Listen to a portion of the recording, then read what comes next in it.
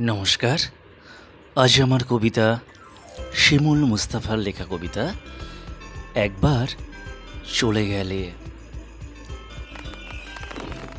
আমাদের দেখা হবে না কোনো দিন এই তোমার আমার চেনা শহরে।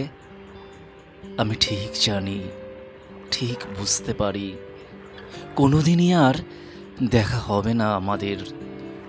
পথে ঘাটে রেস্তোরাঁয়, ঘোড়াদৌড়ের মাঠে, স্টেশন টার্মিনাসে কিংবা সিনেপ্লেক্সে, যতই তুমি চাও না কেন দেখা হোক।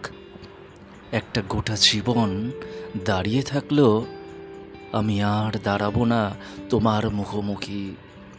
দাঁড়াবো না আর আগের মতো সেই অমল একটা গোলাপ কিংবা ভাঙা গিটার নিয়ে। অনেক হয়েছে আনক দুঃখকরণ, অনেক হয়েছে হৃৎপিণ্ডে রক্তপাত, অনেক হয়েছে স্বপ্নের বিলাসিতা। চায়ের কাপে চুমুক দিতে দিতে ভেঙেছে অনেক আশালতা। জীবনের বহু শ্যামলগ্রাম হয়ে গেছে বিরান পাথর। জীবনে যা যা ছুঁয়ে দেখেছি সব হারিয়ে ফেলেছি। মায়ের মতো, বাবার মতো, বোনের মতো। অনেক হয়েছে,